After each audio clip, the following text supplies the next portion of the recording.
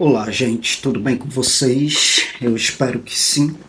Vindo aqui no canal Mente Aberta para dar continuidade à playlist onde eu venho aqui falando do transtorno bipolar.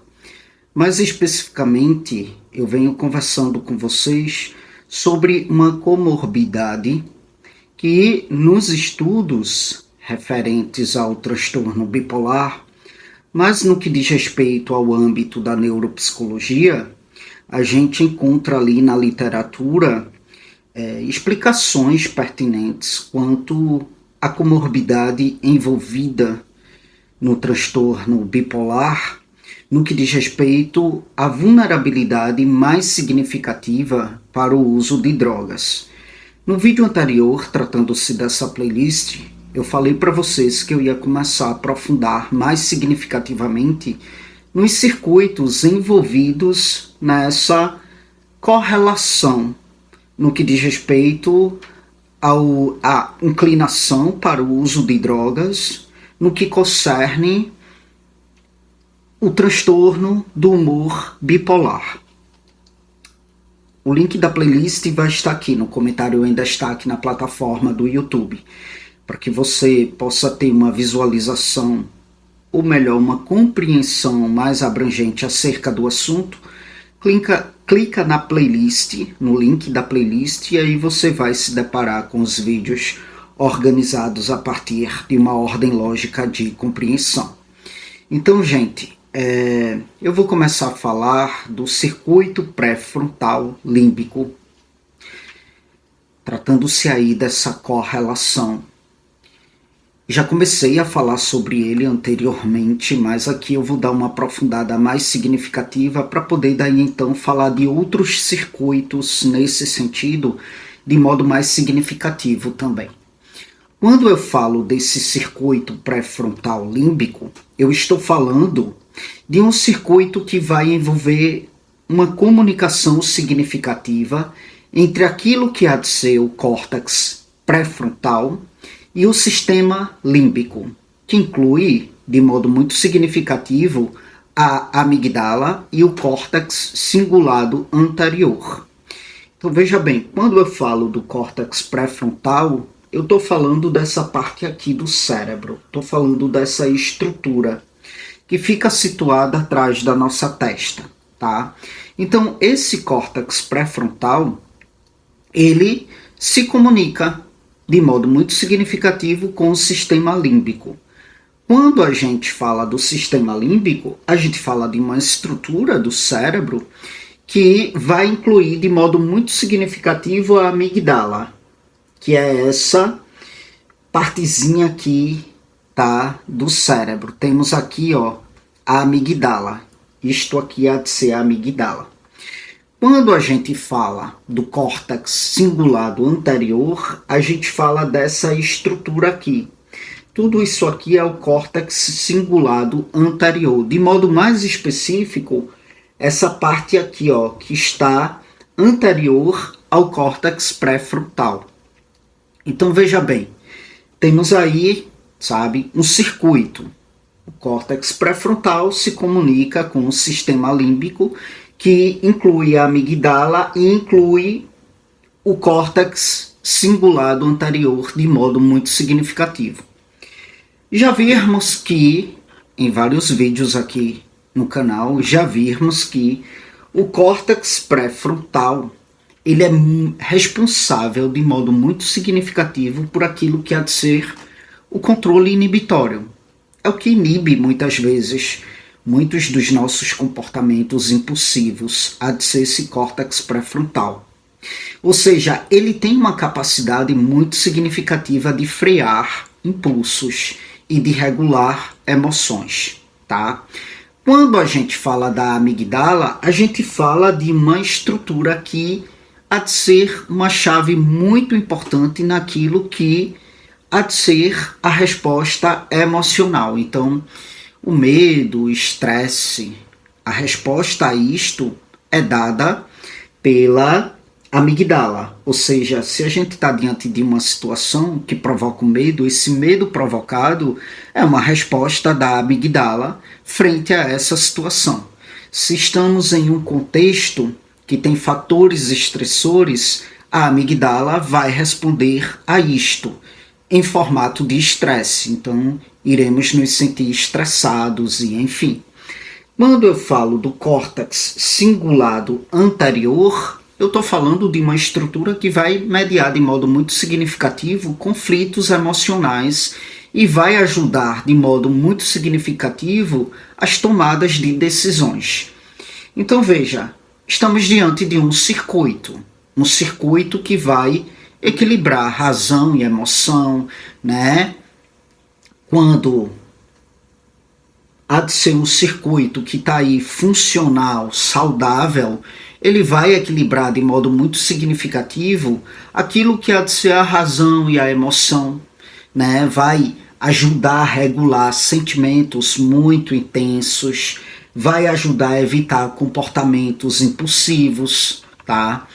Então veja bem, quando há hipofuncionamento, quando eu falo desse hipofuncionamento, eu falo de um baixo funcionamento do córtex pré-frontal, e quando há uma hiperatividade da amígdala, o que a gente vai ter como efeito? Falando do hipofuncionamento do córtex pré-frontal, a gente vai ter uma diminuição do controle sobre impulsos emocionais. Então ficaremos mais impulsivos, emocionalmente mais caóticos, né? Teremos aí uma dificuldade muito grande em inibir respostas automáticas, teremos uma dificuldade muito grande em inibir reações emocionais exageradas. E aí, o que é que acontece? O transtorno do humor bipolar tem aquela fase chamada de depressão, tá? A fase da depressão denota um hipofuncionamento do córtex pré-frontal, uma diminuição da atividade do córtex pré-frontal. Então, de fato, a pessoa vai se ver ali mais impulsiva emocionalmente, mais intolerante emocionalmente, vai ter uma dificuldade muito grande em inibir respostas automáticas, vai ter aí uma propensão a ter reações emocionais exageradas. Então o que é que acontece? Isso deixa o indivíduo mais vulnerável a buscar por subsídios, vamos dizer assim, que possa aliviar o emocional nesse sentido. E a busca por drogas pode ser uma forma de alívio emocional, porque o cérebro está acometido aí de uma dificuldade no que diz respeito a regular emoções naturalmente.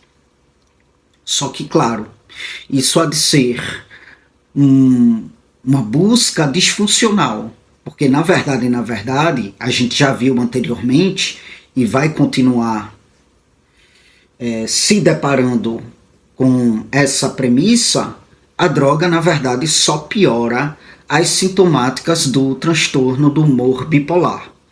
Quando eu falo de drogas nesse sentido, eu falo de drogas ilícitas ou até mesmo o uso de medicação que não venha a ser aí prescrita pelo médico, que não venha aí ter um controle por parte do médico, porque tem gente que recorre ao uso de medicamentos por si só, a automedicação, e isso é extremamente perigoso para aquilo que há de ser os sintomas que acometem o transtorno do humor bipolar.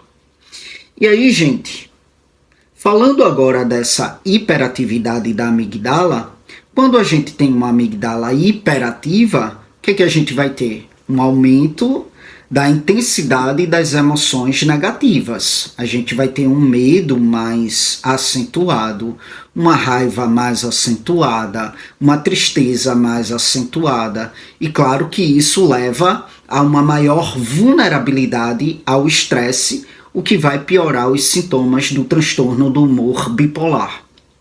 E a pessoa ela pode recorrer a substâncias para de fato tentar acalmar essa hiperatividade. Então veja, o cérebro ele fica totalmente vulnerável e totalmente suscetível a buscar alívio na automedicação. E essa automedicação ela pode se dar pela via do medicamento que não venha a ser prescrito pelo médico, ou a questão do uso de drogas. Vou beber para desestressar. Vou usar cocaína para desestressar. Vou fumar maconha para desestressar. E aí o que é que acontece? Essa falta de controle inibitório do córtex pré-frontal dificulta de fato a interrupção desse comportamento. E o uso crônico de drogas altera ainda mais esse circuito. E isso torna a recuperação bem difícil, né? No que concerne à desregulação do córtex pré-frontal, o uso de substâncias enfraquece, de fato, a capacidade de inibir impulsos. E isso aumenta a impulsividade. Ou seja, você sente todo o efeito do hipofuncionamento do córtex pré-frontal e você vai e recorre a uma substância química para tentar dar conta de funcionalizar este hipofuncionamento do córtex pré-frontal, mas na verdade você só está desfuncionalizando mais ainda. Porque você vai ter muita dificuldade de parar de usar drogas, né? Mesmo que você venha a perceber os danos.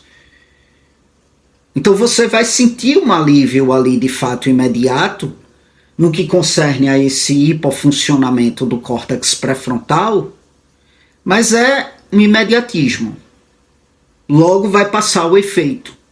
E o teu córtex pré-frontal vai estar mais acometido por este hipofuncionamento, por este baixo funcionamento. Quando a gente fala da hiperatividade da amigdala, o que é que acontece? O uso de drogas vai fazer com que haja um alívio no que diz respeito a essa hiperatividade. E aí a pessoa ela sente um desejo mais intenso e compulsivo pela substância, mesmo sabendo que isso pode piorar a situação. Estando essa amigdala aí hiperativa, a pessoa ela vai recorrer ao uso de drogas para dar conta de abrandar essa hiperatividade, porque a gente viu que a amigdala hiperativa ela acaba promovendo emoções mais intensas, medo, raiva, estresse, e inclusive emoções negativas, e a pessoa se vê ali suscetível a fazer uso de algum tipo de droga para daí então aliviar essa hiperatividade. E de fato há um alívio mais imediato. Logo passa o efeito e a pessoa sente um desejo intenso e compulsivo pela substância, mesmo sabendo que isso piora a situação, porque quanto mais usa drogas e passa o efeito, mais disfuncionaliza-se essas estruturas cerebrais. Quanto mais a pessoa usa drogas, mais desregulado fica o córtex pré-frontal. Quanto mais desregulado o córtex pré-frontal, mais difícil resistir ao desejo de usar drogas. E esse ciclo ele vai se perpetuando, tanto no que diz respeito a essa dependência química, quanto no que diz respeito aos episódios bipolares. Porque quando passa o efeito das drogas, os episódios bipolares estão mais acentuados ainda. E aí a pessoa se vê vulnerável a usar drogas para daí então abrandar essa disfuncionalidade no que diz respeito aos sintomas bipolares. E aí estamos diante de um ciclo que vai se perpetuando. E perpetua-se tanto no que diz respeito à dependência química, quanto os episódios bipolares.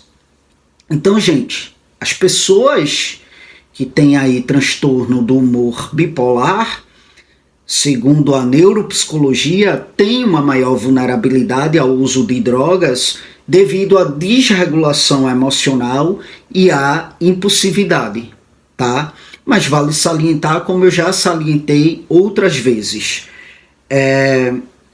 não é uma regra geral, tá? Não é todo mundo que tem transtorno bipolar que vai recorrer ao uso de drogas, porque existem pessoas que se dão conta da sua limitação nesse sentido e buscam tratamento. Buscam um tratamento médico, buscam um tratamento de acompanhamento psicológico, busca, de fato, um tratamento multidisciplinar. E uma pessoa com transtorno bipolar, ela pode ser extremamente funcional para a vida, estando ela, né, em acompanhamento multidisciplinar nesse sentido. Então, nesse sentido, há um controle das sintomáticas agudas do transtorno do humor bipolar, e a pessoa pode ter uma vida funcional, pode ter uma vida saudável, mesmo diante dessa afecção mental. Agora, aquelas que não estão em tratamento, cada vez mais vai haver uma disfunção no que diz respeito aos sintomas do transtorno do humor bipolar. E quanto mais há uma disfunção nesse sentido, mais a pessoa fica vulnerável para, de fato, recorrer à automedicação, seja por meio de medicamentos farmacêuticos não prescritos pelo médico, seja por meio de drogas ilícitas. E o uso crônico de drogas, né, nesse sentido, prejudica ainda mais a regulação emocional, agrava ainda mais os sintomas bipolares e, como eu falei, isso vai criando de fato um ciclo de piora. Um fator vai ali alimentando o outro. Então é isso, gente. Mais uma vez vim trazer uma explicação para vocês no que diz respeito a este circuito aí, né, que concerne a uma ligação muito intrínseca entre o córtex pré-frontal e a amígdala, nesse sentido, tá? E nos próximos vídeos, tratando-se dessa playlist, eu irei trazer a explicação minuciosa no que diz respeito a outros circuitos também que estão ali envolvidos nesta relação entre o uso de substâncias químicas, né, de modo desenfreado, de modo desregulado, e o transtorno do humor bipolar quando não tratado, quando não está em tratamento.